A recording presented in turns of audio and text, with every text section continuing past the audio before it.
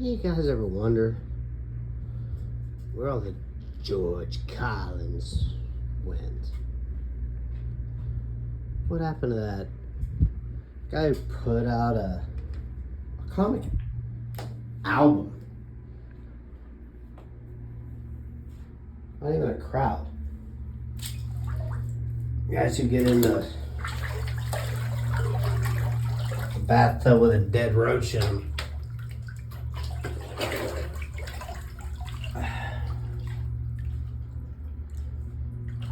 I often wonder that.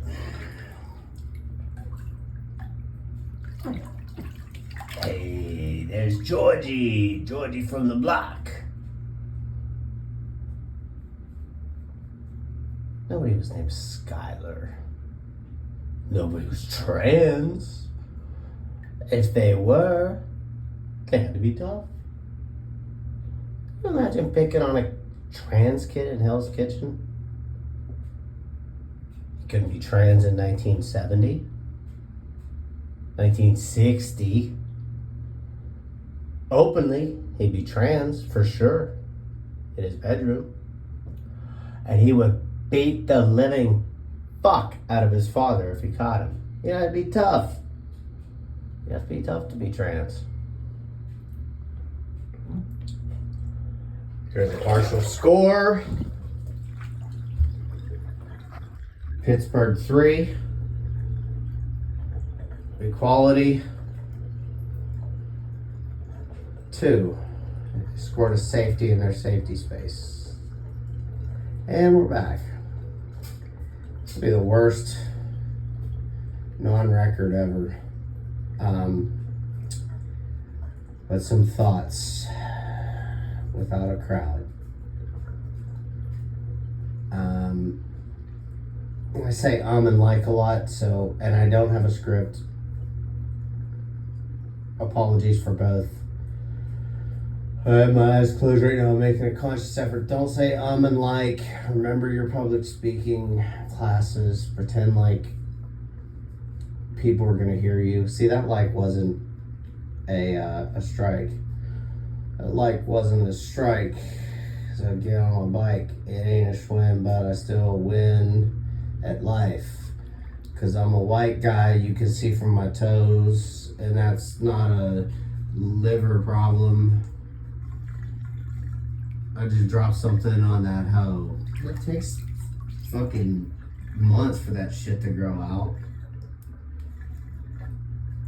The shit was like right there. But now it looks like I got gout. I think I did once. It was for a weekend. Like, for real, guys. I couldn't move a fucking peep then. That sucked. I was dating a girl, and she came by like on a Thursday evening, and we partied out, had fun. We were listening to rock and roll and stuff, and went to sleep Thursday night finally. 2 o'clock in the morning, nice buzz. And the next day, Saturday morning, I'm sorry, was it? I think it was a 3-day weekend. So yeah, I think she came by Thursday night. So like Friday morning, I woke up and started to feel a little bit of pain in my heels and toes and arches of my feet. And by mid-morning or noon latest, I was starting to just be seated, took my shoes off, put my feet up, was pretty much relegated to how my feet felt. And shortly thereafter, like early mid-afternoon, I could not walk. I had to lay in bed, and for the entire weekend, Friday mid-afternoon, could not have my feet touching the floor, or else it'd just be like I would fall over. It was the most excruciating pain I've ever felt, which means I've led a blessed life. And I laid down, mostly on my back, which like trying to sleep. I never do that. Usually lay on my side or on my stomach. Laid on my back and didn't move until I would get up and have to piss. And I'm trying to think if I even took a shit, because I don't think I really ate much, because that would require getting up more, like getting food or whatever. This was some crucial shit, man. I'm not joking. It was the most debilitated I've ever been in my life. From Friday mid-afternoon until Sunday mid-evening, probably like 6, 7 o'clock in the evening, p.m. I was on my back trying to just sleep it off. And when I did have to get up, I had a golf club, I had a pitching wedge, and I would swing my legs over the side of the bed and kind of like gently let my heels hit the floor and then drop to my knees using the pitching wedge to prop me up. And luckily I live in a 600 square foot apartment, so my bed's there, my toilet's here, right? So I would swing over, get on my knees with a pitching wedge as a crutch, and try to not let my feet hit, and then piss in this toilet from my knees. And then try to use my knees, like walk on my knees with a golf club as the crutch and get back in the bed. It was super frustrating, and yeah, for some reason it kind of like, I thought I was gonna have to. I should have gout every day. You know, my diet consists of tons of beer and red meat. You know, not like a hard ass. I'm probably gay, so it's not like a manly thing. But that's just, you know, growing up outside of Pittsburgh, PA, like Western Pennsylvania in the 80s, like that was your sustenance. All the Polish people and Slovaks and shit. That's what we did. We just ate 60% lean, 40% fat beef, like as breakfast cereal. My grandfather actually used to eat cannibal sandwiches, which is raw beef. Not like as a choice, right? I'm not saying he was that hardcore, but he every now and then he would just take raw ground beef, kind of like it was beef tartare, and put it on a hoagie roll with some onions and lots of salt and pepper, maybe a little Worcestershire, completely uncooked, and smack that shit up. Nothing wrong with that, if you know, unless you want to get that mad kizzow, which wasn't a concern back then. So George Carlin people have vanquished. They're almost like the true moderates or true liberals. Remember when leftist people used to be about free speech? They used to count grams of cocaine, counting grams of fat, and worrying about their soybean futures. It's weird, like the liberal left, like free thing, which I love, by the way. You know what I mean? Let's be clear. You don't know me, I don't know you, but I come from a pretty blue area. Pittsburgh's a weird place. It's pretty it's kind of like gritty, but it's very blue. They're super pro-union, but it's not particularly a racist place. Like the black areas, as in any major city that's all black, are fucking like terrifying to be in some places, even in the suburbs. Aliquippa, Pennsylvania, Plant 11,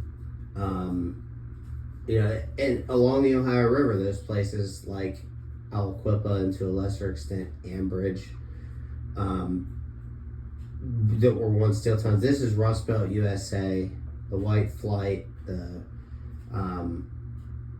houses got cheaper, blacks got more what's the word, entrenched in the community, and they became just horrifying places. So we didn't think about that. We didn't necessarily think about race, but we absolutely were realistic. Let me back up. We did think about race, which is what everybody. That's all. Like everybody thinks about race. Everybody says, "I don't even see color. I just see people." Well, you know what? Your job is like, you are the Women's African Studies Dean at Grambling. You know what I mean? So, but you don't stereotype. You just see color, or you don't see color. You just see people. Like you are insane.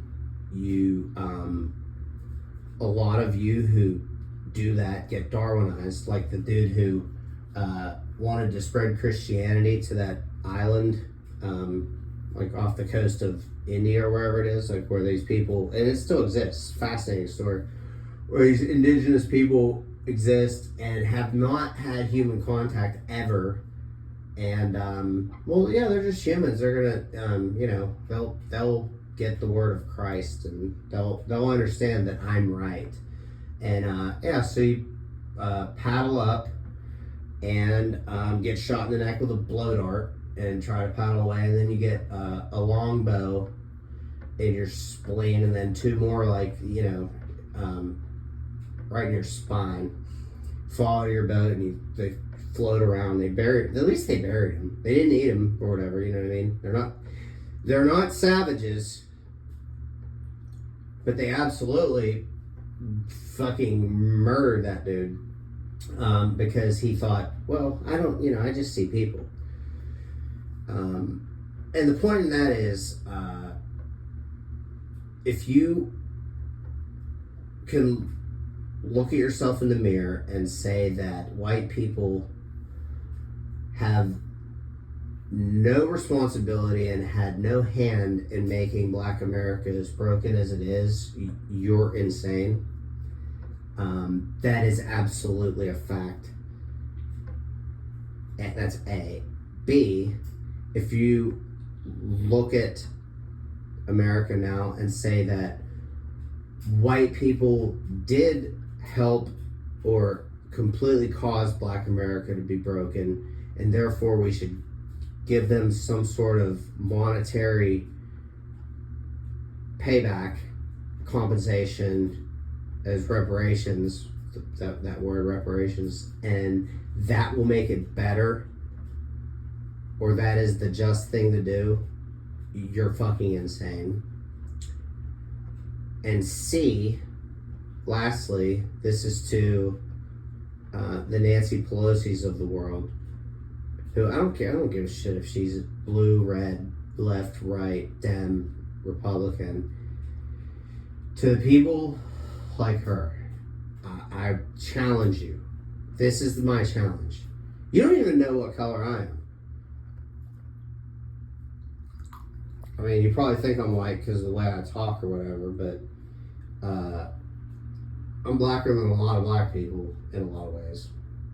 I guarantee I can rap better than most black people, that's for sure. So the Nancy Pelosi's who spit all their lies, go to an ATM and try not to despise when you get stuck up. No, I'm not gonna try to rap, that's stupid. To the Nancy Pelosi's types who I want somebody to ask them just this black and white question, and I'm sorry, that wasn't meant to be a pun. Would you rather go to an ATM to withdraw $150 at 10:30 at night from an ATM in East St. Louis, or from an ATM in a suburb of, I don't know, pick the whitest area ever, like a 35-mile north of Phoenix suburb where all the houses are stucco and have yards. You know what I mean? Like a white neighborhood. So Nancy Pelosi, you have to go get $150 from an ATM, which is we lost her at that. That's foreign to her, having to go get money. She's worth like $150 million, by the way.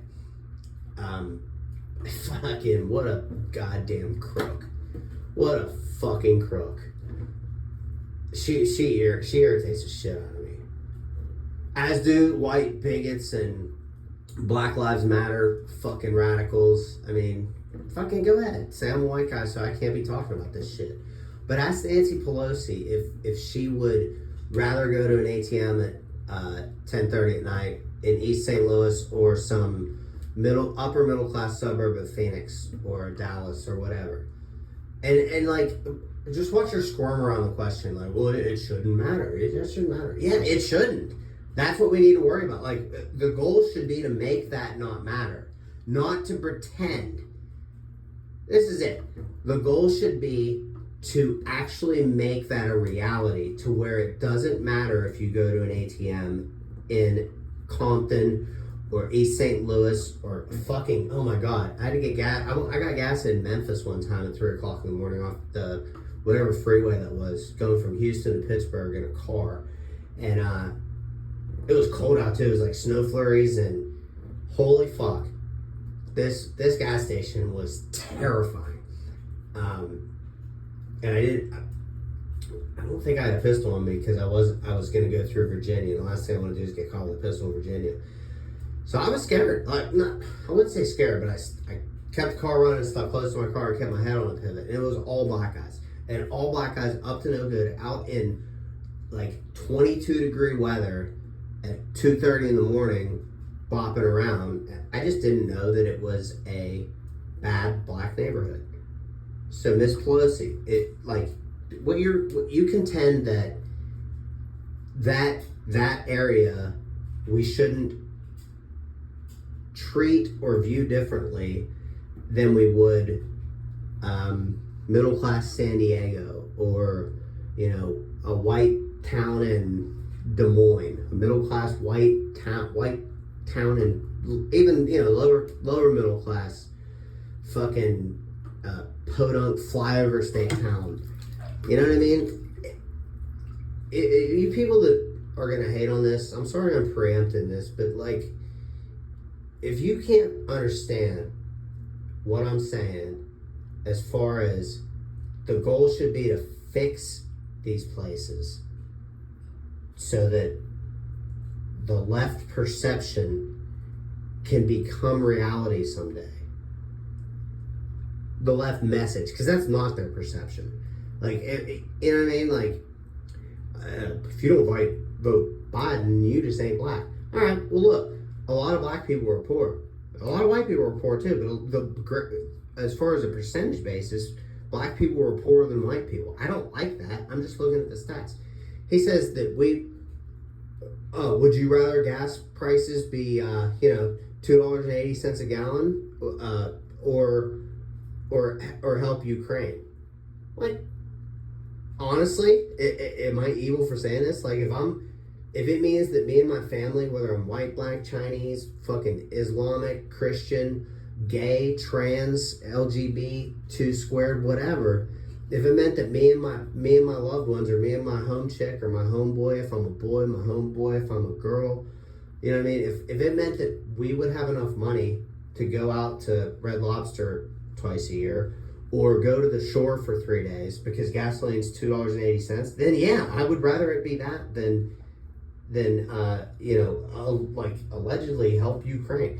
That is the worst answer. For one, by the way, don't be so. I'm not judging people, right? And I don't know the answers. I'm not that smart. But that is such a non-answer. When questioned about gas prices, Joe Biden will say that the gas prices are high because of the Russian-Ukraine conflict, war, whatever. I'm sorry, maybe I used the wrong word. I'll get chastised for that. That is pretty absurd. It is, the energy prices are probably the most multifaceted single sort of on a commodity basis or on a power basis, on an alliance basis. Why do you think we like Saudi Arabia? Do you think we like Saudi Arabia and MBS, who, basically torture murdered Kamal Khashoggi, Jamal Khashoggi. No disrespect to the deceased. I'm sorry if I got that name wrong. Torturing a Turkish journalist for making comments that the kingdom didn't like. Just now allowing women to maybe go to a soccer game and maybe drive a car. But the Saudis are our allies. Think about that. Okay. They are the Saudis are an evil empire. Of the 9/11 terrorists, how many of them had Saudi passports? Was there one Egyptian, one Jordanian, maybe one UAE passport, right? And then 14 or so Saudi passports? It's because they have oil. Okay? So it's a big deal. It's a big fucking deal. And for Mr. Biden to say that gas prices are at a national average over $5 a gallon in 2022, when we have such a surplus of hydrocarbons in this country, to blame that on the Ukraine-Russia conflict is irresponsible, and it's perpetuating the disillusionment and the lack of education on the American people for the underlying causes of not only how important energy is to us. You can put your head in the sand all you want. However, if you like having plastic, if you like having tires on your car, if you like having a car, if you like having your lights on,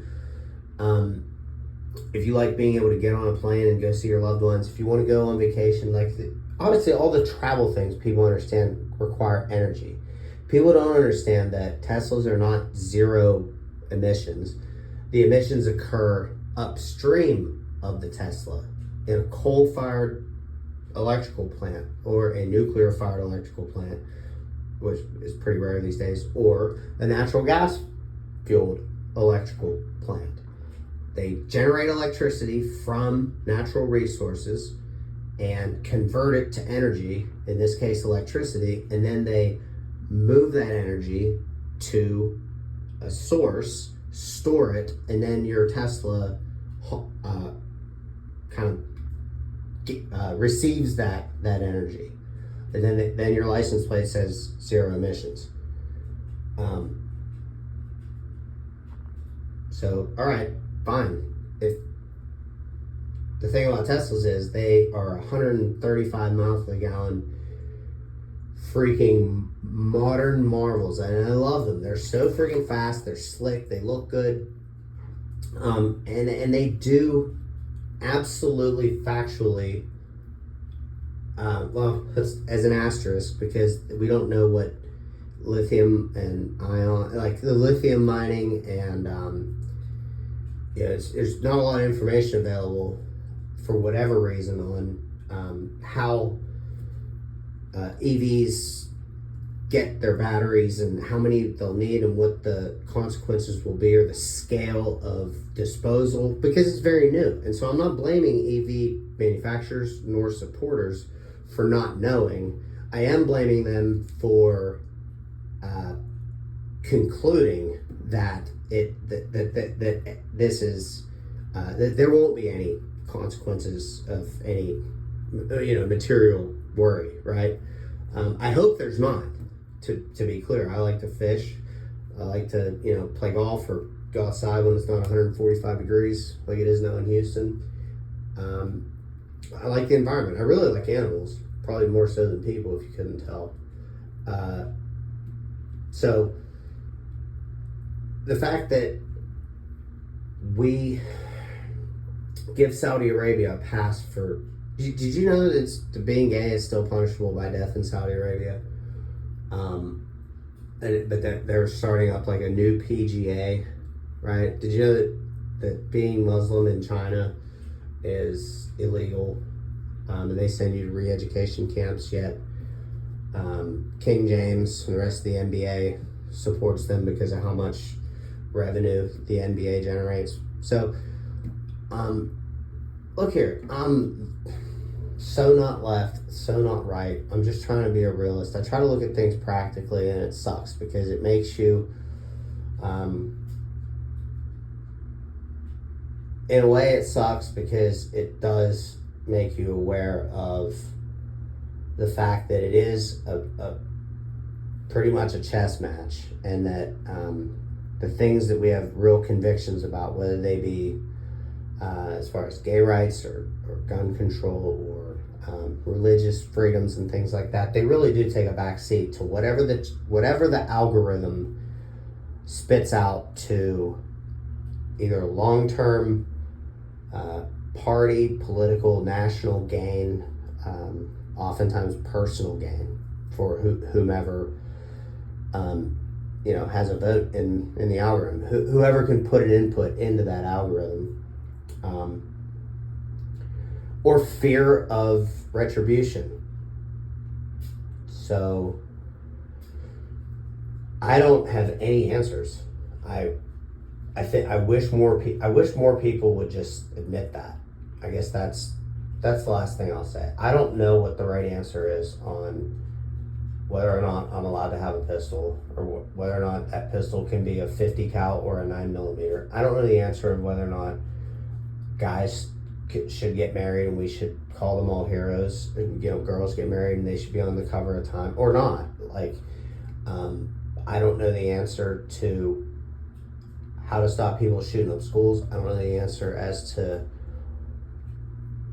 why black people are still second-class citizens in a lot of areas, and I don't know the answer to why people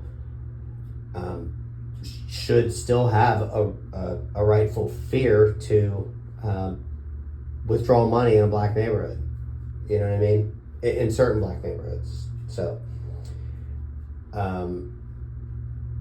personally, I don't give a shit if people scissor or butt pump, sword fight. Like, those people in particular, if they STFU and just do that and not, make it their entire identity, I love those people. You know why? Because they can't make more in the way people.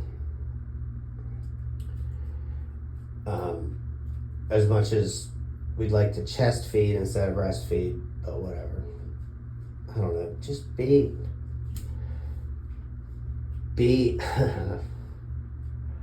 real. Like, pretend like you're a Cypress Hill MC. Be real. And be real. You follow me? Like, it's not Joy Behar or fucking trying to pick somebody on the right. Honestly, there's less radicalized people on the right to choose from. I don't think Tucker Carlson's radicalized. I don't think Rudy Giuliani's radicalized. But I don't know, the right wing nut jobs, that there are plenty of them. They're just not as celebrated or as prevalent and I guess successful as there are left-wing radicals. But I recently saw an 11-year-old trans boy get all kinds of claps, including Michael Strahan, on Good Morning America. And it was hard for me to watch because I'm not a pedophile. This 11-year-old boy, if I were a pedophile, because I think weird things. Like, if I did like little boys, I would have taped this, TiVo'd it, whatever, and I would watch it in slow motion all day long, because this little boy was in full makeup, came out on a catwalk and was sexualized. Like, an 11-year-old boy sexualized, whether he looks like an 11-year-old boy or an 11-year-old girl or whatever, is wrong. But yet it's 10 o'clock in the morning in New York City. We have a trans kid who is just everybody standing ovation, and oh my God, look how brave he is. And then this kid gets up and he acted like he was 22 years old, like he was a senior at NYU and loved to mix it up. And you know what? When he is twice his age, a 22-year-old senior at NYU, go for it, bro. Go for it, sis. Go for it, X. Whatever you want to be called, I'll call you that. You're 22. Go be in New York City and be successful. Be RuPaul. Be on television. Go make $200 million. Make albums. Make porno vids. Whatever you want to do, kiddo. But for now, you're a kiddo. You're 11 years old. It's disturbing that none of us just are really real with what we believe because we're afraid.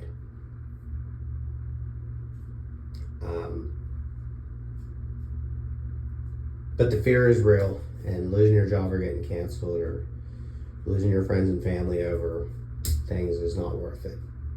That being said, just agreeing with your employer or your friends or your family will ruin you when you try to sleep at night. Probably more. The truth lies in the middle. This here Gregadeth, NPR Houston.